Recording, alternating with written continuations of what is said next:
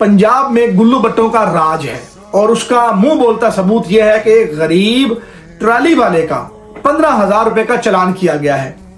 जब उसको रोका गया कि तुमने वायलेशन की है तो उसका 2,000 का चालान कर रहे थे। उसने मिन्नत समाजत की कि ना करें, मैं गरीब आदमी हूं, अभी सुबह सुबह का टाइम है, अभी निकल रहा हूं, मैं कहां से अदा करूंगा 2,000 रुपए।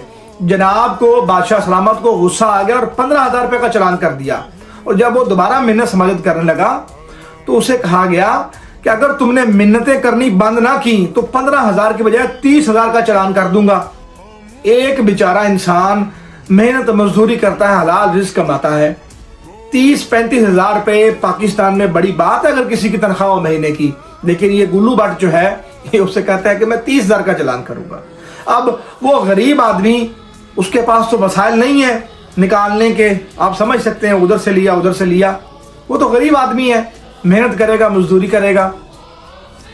मरियम नवाज साहिबा थोड़ा सा ख्याल कीजिए, यहाँ पर ये भी पाकिस्तानी हैं और इन्हें भी उतना ही जीने का हक है जितना आपको है या आपके बच्चों को है या मुझे है या जितने भी आप देख रहे हैं, उतना ही इस गरीब को जीने का हक था।